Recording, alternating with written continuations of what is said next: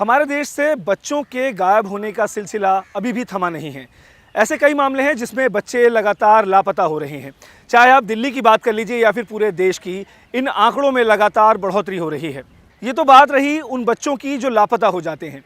ऐसे कितने मामले हैं जिनमें लापता हुए बच्चों को पुलिस ढूंढ पाती है या फिर उन्हें बरामद कर पाती है। जिन मामलों में पुलिस बच्चों को ढूंढ पाने में असमर्थ रहती है या फिर उन्हें ढूंढ नहीं पाती है, उन मामलों का क्या होता है? आखिरकार ये बच्चे लापता कैसे हो जाते हैं? पुलिस इन मामलों पर लगाम लगाने में कामयाब क्यों नहीं हो पा रही है? देश भर में ऐसे कई अपराध हो चुके हैं जिनमें नाबालिग शामिल थे। आखिरकार नाबालिग इन अपराधों को अंजाम क्यों दे रहे हैं? तो नमस्कार दोस्तों, आज की हमारी इस वीडियो में इन्हीं तमाम बातों पर चर्चा होगी। अब है ये बताएं कि किस तरीके से ये तमाम डेटा हमारे सामने आए हैं, चाहे वो एनसीआरबी का डेटा हो या फिर हम दिल्ली पुलिस के डेटा की बात करें। वो पढ़ करके लगता है कि कहीं ना कहीं एक सोचने का विषय है, गंभीर विषय है। क्राइम अगेंस्ट जो चिल्ड्रन है, जो क्राइम कर रहे हैं, ये एक चिंता का विषय है। बिकॉज हमने डाटा जब एनालिसिस किया तो एनसीआरबी का सबसे हम पहले में स्टार्ट करते हैं 2019, 2018, 2017, इन तीनों को जब हमने एनालाइज किया तो 2019 में केसेस बढ़े हैं। जो जुवेनाइल जो क्राइम कमिट कर रहे हैं वो केसेस इंक्रीज़ हुए हैं। इवन एक और डाटा था एनसीआरबी का 19 मेट्रोपॉलिटन सिटीज़ का, जिसमें दिल्ली रैंक 1 है। अच्छा, अमंग ऑल द सिटीज़। क्या है वो डेटा, क्या बताता है? वो उसमें ये बताता है कि सबसे ज़्यादा क्राइम 19 मेट्रोपॉलिटन सिटी में बच्चों ने दिल्ली में किया है। जो जुवेनाइल से क्राइम जो जुवेनाइल से किया वो सबसे ज़्यादा दिल्ली में हुआ है। एंड जब हम दिल्ली पुलिस के डाटा पे आते हैं तो अक्टूबर 8, 2020 तक का एक हमने डाटा निकाला था अपने सोर्सेज के थ्रू। तो उसमें ये था कि 2800 जो केसेस थे वो हीनियस ऑफेंसेस जुवेनाइल ने किए थे। एंड उसमें 13,000 अरेस्ट भी हुए, मतलब अप्रीहेंड भी हुए थे, नॉट अरेस्ट। उसमें से जो 12,000 जुवेनाइल जो अप्रीहेंड हुए थे वो मतलब फर्स्ट टाइमर थे, पहली बार उन्होंने ये ऐसा कुछ क्राइम किया था। एक और डाटा हमें मिला, उसमें ये था कि 220 ऐसे जुवेनाइल थे जो बचपन से ही क्राइम करते आ रहे थे, अब वो एडल्ट हो चुके हैं। तो ये एक सीरियस इशू है जिस पे मतलब ध्यान देने की बहुत ज़्यादा ज़रूरत है। टाइम के साथ होता है कि चीज़ें डिक्रीज़ होती हैं, बट इसमें टाइम के साथ इंक्रीज़ हुई हैं। जैसे हम एनसीआरबी डाटा को अगर देखें तो 2017 में, 18 में, 19 में हमेशा बढ़ता गया ये डाटा। तो एक सीरियस इशू है। अच्छा, बच्चे जो हैं लापता हो जाते हैं और उसके बाद देखा गया है कि वो किसी न किसी क्राइम में इन्वॉल्व हो जाते हैं। और ये जो बच्चे होते हैं ये काफ़ी गरीब तबके के परिवार से होते हैं जो इस तरीके के क्राइम में इन्वॉल्व होते हैं। तो क्या इसके लिए भी कुछ किया जा रहा है? इसके लिए पुलिस ने, ऐसा हमने सुना है कि वो उन्होंने एक युवा कोई इनिशिएटिव स्टार्ट किया है जिसमें यही गरीब तबके के बच्चों के साथ वो उनको सेंसिटाइज करते हैं और उनको कुछ वोकेशनल कोर्सेज देते हैं जिससे उनकी कहीं एक अच्छी नौकरी लग जाए और इन सब चीज़ों से वो बाहर निकल आए। अच्छा, हमने कुछ चीज़ें ऐसी देखी थी कि कई सारे गैंग्स ऐसे एक्टिव हैं जो ऐसे इस फिराक में घूमते हैं कि कोई जुवेनाइल उनके गैंग में शामिल हो जाए, क्योंकि हम जानते हैं कि जुवेनाइल जब कोई क्राइम करता है तो उसके खिलाफ अलग तरीके से ट्रीटमेंट उसका होता है, उसको एडल्ट नहीं ट्रीट किया जाता है। ऐसा एक 2018 का केस था शादरा डिस्ट्रिक्ट का, उन्होंने गैंग बस्ट किया था। तो उस गैंग का खासियत ये था कि वो केवल जुवेनाइल्स को ही मतलब अपना गैंग्स में लाते थे, जिससे अगर और उनको ट्रेन करते थे कि आपको ऐसे स्नैचिंग करनी है। स्नैचिंग करने के बाद वो बच्चों से मतलब जो भी पैसा होता था वो उनसे रख लेते थे और उनका कंटिन्यूअस हरासमेंट होता था। सेम केस 2021 में क्राइम ब्रांच ने बस्ट किया। उन्होंने बताया कि एक ऐसा गाँव है, वहाँ पे जो क्रिमिनल्स होते हैं, जो बच्चों के पेरेंट्स हैं, वो क्रिमिनल्स को 10 से 12 लाख रुपए में 1 साल पे अपने बच्चों को लीज दे देते हैं। अच्छा। कि आप इन बच्चों का क्राइम में यूज़ कर सकते हैं।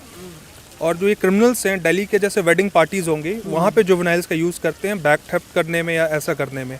तो ऐसे केसेस भी आए हैं सामने। और एक ऐसी फैमिली थी जो 2020 में साउथ डिस्ट्रिक्ट ने बस्ट किया था, उसमें उसकी ग्रैंड मदर भी, फादर भी एंड मदर भी, ये तीनों देवर इन्वॉल्व इन क्राइम।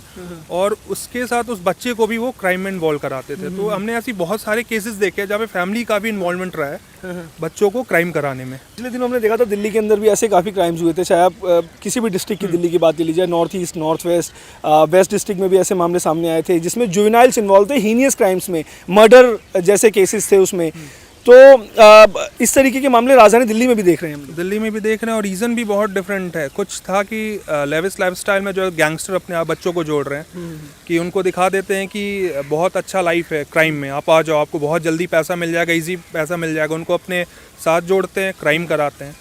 दूसरा बड़ा बात है, रिवेंज का भी एक इशू होता है, जैसे बच्चों में ज़्यादा होता है। जैसे 1-2 केसेस हमने देखे थे कि जो बच्चों ने जो क्राइम किया था उसमें था कि उनके साथ कभी ना कभी एक हरासमेंट हुआ था, उस हरासमेंट का वो रिवेंज लेना चाहते थे और उसके कारण उसने वो हीनियस ऑफेंस को किया था। एक हमने वो भी देखा था कि एक DCPCR है जो दिल्ली गवर्नमेंट का चाइल्ड राइट्स बॉडी है, उन्होंने एक तरीका बताया था कि सारे स्कूल्स को मतलब कि अगर आप बच्चों का जो गरीब तबके के बच्चे जो आपके स्कूल में पढ़ रहे हैं उसका अटेंडेंस अगर आप देखते रहें कि क्या मतलब अगर वो बहुत दिनों से एब्सेंट है तो स्कूल को एक रिस्पॉन्सिबिलिटी लेना चाहिए कि देखना चाहिए कि वो बच्चे क्यों नहीं आ रहे, उनके घर जाके चेक करें कहीं वो मिसिंग तो नहीं चले गए या क्या हुआ उनके साथ। अगर ये होगा तो पॉसिबिलिटीज़ हैं कि बच्चे मतलब आप बच्चों पे एक नज़र बना के रख सकोगे।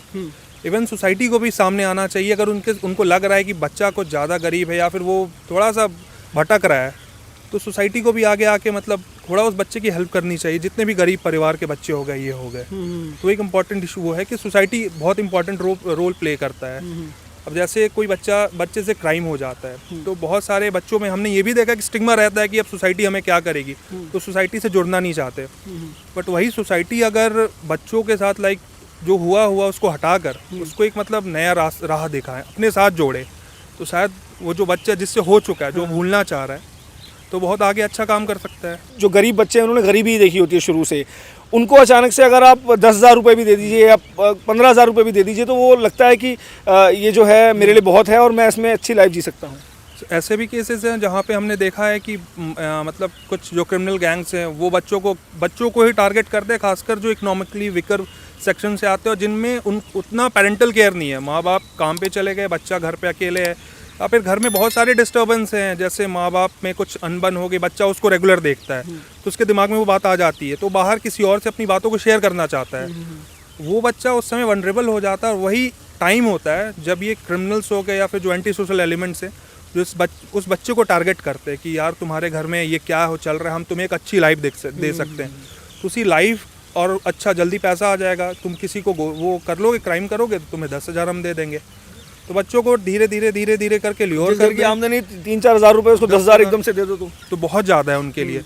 तो बच्चा धीरे धीरे वो उस गैंग में आ जाता है और इनको ये भी पता है कि इनको लगता है कि बच्चे हैं इनमें कुछ वो नहीं होगा। दूसरी बड़ी बात है इनको इस चीज़ की भी ट्रेनिंग कराई जाती है, अगर तुम पकड़े गए, बच्चा पकड़ा गया तो बच्चा अब जिसने जो ये क्राइम करा रहा है उसके बारे में नहीं बोला जाएगा। ऐसे बहुत सारे होते हैं कि उन्होंने बच्चे को थ्रेटन कर रखा है, तुम बोलोगे तो तुम्हारे परिवार वालों को वो कर देंगे या फिर तुम बताओगे तो तुम्हारी सारी आमदनी ख़त्म हो जाएगी। तो इस तरीके से भी इनको ट्रेन किया जाता है कि ये ना बता पाए कि ओरिजिनल जो मास्टरमाइंड है वो कौन है। इसके अलावा अगर हम बात करें जो दिल्ली पुलिस का इन बच्चों को ढूंढने का सिस्टम होता है, जो बच्चे लापता हो जाते हैं, मिसिंग बच्चों को कैसे ढूंढा जाता है, किस तरीके से जिपनेट काम करता है, ये थोड़ा सा जानना ज़रूरी है। एक तो हो गया इनका फेशियल रिकॉग्निशन टेक्नोलॉजी, जिसके थ्रू ये जो बच्चे मिसिंग है उनका फोटोग्राफ डाल के उसके थ्रू ये ढूंढते हैं। दूसरा इनकी बहुत सारी टीम्स हैं, जैसे AS2 हो गई आपकी, उनका मेन पर्पस है मिसिंग बच्चों को ढूंढना। तो हर जगह जाते हैं, डिफरेंट स्टेट्स भी जाते हैं और हमने ऐसा देखा भी है कि बहुत सारे बच्चे इन्होंने रीयूनाइट भी कराए हैं। जैसे कुछ बच्चे ऐसे थे कि जो घर से इसलिए भागे थे कि उनके माँ बाप ने उनको डांट दिया तो वो घर से भाग गए। घर से भागे कुछ दिनों के लिए कहीं पे घूमे फिरे, रेलवे स्टेशन में जाके इनको मिल गए। फिर ये था कुछ ऐसे भी बच्चे थे जिनको लगा कि मेट्रोपॉलिटन सिटीज़ में बहुत ज़्यादा मतलब वो है, बहुत चीज़ें घूमने लायक हैं, तो घर से कुछ पैसे उन्होंने लिए और वो आ गए। जैसे ही पैसा ख़त्म हुआ तब उनको पता चला कि ये मतलब थोड़ा कठिन है, तो रेलवे स्टेशन में सो जाते हैं, कहीं सो जाते हैं। उस समय ये भी हो सकता है कि वो किसी गैंग के नज़र में पड़ जाए, उनको वो ट्रैफिक करके अपने साइड में रख ले। तो ऐसे बच्चों को भी उन्होंने ढूंढा पुलिस वालों ने। अच्छा, रोड साइड पे हमने बच्चों को कई बार देखा है कि बैगिंग करते हैं, कुछ सामान बेच रहे होते हैं छोटे छोटे बच्चे हैं, किसी की उम्र 10 साल या 12 साल होगी, इस तरीके से बच्चे देखे हमने, कुछ करतब करते हैं रोड के ऊपर। तो क्या ये भी इनसे ज़बरदस्ती करवाया जाता है कि ये अपनी मर्जी से पेरेंट्स के कहने पर बहुत सारे जैसे हुआ है, जैसे दिल्ली पुलिस ने भी मतलब अपने पुराने एनुअल रिपोर्ट्स में ये बोला है कि यहाँ बैगिंग का कोई गैंग एक्टिव नहीं है। बैगिंग का कोई गैंग एक्टिव नहीं है। हमने मतलब क्राइम ब्रांच ने क्लेम किया उस एनुअल रिपोर्ट में कि हमने बहुत सारा चेक किया था इस चीज़ को। हम उस जगह पे बहुत दिन रुके, उनकी एक्टिविटी को चेक किया और भी इन्वेस्टिगेट किया। फिर पता चला कि वो अपनी फैमिलीज़ के साथ ही रहते हैं और दिल्ली में कोई बैगिंग गैंग इन्वॉल्व नहीं है। तो इन पे भी NCPCR भी मतलब इस चीज़ को हमेशा चेक करती रहती है, जो एपेक्स बॉडी है चाइल्ड राइट्स की, और DCPCR भी चेक करती रहती है कि ऐसा कुछ हो रहा है, ऐसा कुछ चल रहा है। तो इनके भी रिहेबिलिटेशन के लिए भी काम चल रहा है। इन तीनों दोनों एपेक्स बॉडी और दिल्ली पुलिस, ये तीनों मिलकर ये काम कर रही हैं। ये लोग किस तरीके के क्राइम में ज़्यादातर इन्वॉल्व रहते हैं, या अगर हम बात करें स्ट्रीट क्राइम की या फिर हीनियस क्राइम्स की ज़्यादातर? हालांकि मामले तो सभी आ रहे हैं। हाँ, मतलब हीनियस एक हमने फिर एक डेटा था, वही अक्टूबर 8 टू लास्ट 3 साल का था, 2020 से लेके आगे का डाटा। उसमें हमने देखा था कि सबसे ज़्यादा स्ट्रीट क्राइम में इन्वॉल्व थे। स्ट्रीट क्राइम में इसलिए इन्वॉल्व थे कि मतलब ईजी मनी, कि मतलब आप गए ईजी मनी के लिए हो गया। एंड बहुत सारे गैंग्स भी हैं जिनको मतलब जो इनको ट्रेन कर रहे हैं कि आप स्ट्रीट क्राइम करो। हीनियस भी थे, नो डाउट, हीनियस में भी पकड़े गए, पर हीनियस में बहुत डिफरेंट रीज़न भी थे। कुछ था कि रिवेंज के कारण उन्होंने किया, कि मतलब हरास हुआ, तो इस टाइप के भी हमने मामले देखे हैं। आखिर ऐसे मामलों पर लगाम लगाने के लिए, इन मामलों की रोकथाम के लिए दिल्ली पुलिस क्या कदम उठा रही है, ये जानना भी बेहद ज़रूरी है। ये जानने के लिए हमने बात की दिल्ली पुलिस के स्पेशल सीपी देवेश श्रीवास्तव से। जो बच्चे और जो युवा जो क्राइम की दुनिया में जा सकते थे, जो गरीब वर्गों से आते थे, स्कूल ड्रॉप आउट थे, गलत रास्ते पे चल पड़े थे, ड्रग्स के थे, जो विक्टिम क्राइम के विक्टिम के परिवारों से आते थे, या इवन वो जो क्रिमिनल के परिवारों से आते थे, तो इस तरह के लड़के लड़कियों को हमने चुना। और अभी तक विगत 3.25 साल में हमने ऐसे 13,000 सीटें हमें मिली, और इनको हम लोगों ने 17 जो डिफरेंट स्किल सेट्स हैं, जिसमें मोबाइल रिपेयर से लेके और क्या कहते हैं ब्यूटिशियन का कोर्स है, मेहंदी लगाने का कोर्स है, होटल रिसेप्शनिस्ट का कोर्स है। तो इस तरह के हमने कोर्सेज डिफरेंट करवाए जिनकी मार्केट में डिमांड है, और लगभग 11,000 बच्चे इस तरह का कोर्स कर चुके हैं, और उनमें से 7,000 से ज़्यादा लोग ऑर्गेनाइज सेक्टर्स में प्लेस हुए। कईयों ने अपना भी सेल्फ एम्प्लॉयमेंट किया। तो उस तरह से इनको स्किल डेवलपमेंट की तरह जोड़ा गया। तो ये युवा का एक मुख्य हिस्सा रहा। कुछ जगह पे हमने देखा कि जब क्राइम के इन्वेस्टिगेशन और उसमें हुआ कि कुछ लोगों ने जो फ्रंट में बच्चों को रखा और कानून की जो ये हमने सुविधा दी है, मैं कहूँगा कि ताकि बच्चों को सुधारने के लिए, उसका नाजायज़ फ़ायदा उठाया। लेकिन इस तरह के लोगों को पकड़ा गया, और इसके लिए भी इस कानून में, जुवेनाइल जस्टिस एक्ट में ये प्रावधान है कि जो जो क्रिमिनल्स या जो लोग बच्चों से जुर्म करवाते हैं, या जो बच्चों को ड्रग्स वगैरह बेचते हैं या गलत चीज़ों में उन्हें शामिल करते हैं, उनके खिलाफ एक्शन लिया जाए। तो लगातार 77 और 78 जे एक्ट में भी इस तरह के क्रिमिनल्स के खिलाफ काफ़ी कार्रवाई की गई। नहीं, बिल्कुल ये केवल ये एक हॉलिस्टिक अप्रोच चाहिएगा। इसमें केवल पुलिस अकेले कुछ नहीं कर पाएगी, NGOs को साथ आना पड़ेगा, सरकार की विभिन्न एजेंसियों को साथ आना पड़ेगा, और उससे ज़्यादा सबसे बड़ी बात कि समाज को और इस तरह के जो जुवेनाइल्स हैं उनके पेरेंट्स को आगे आना होगा।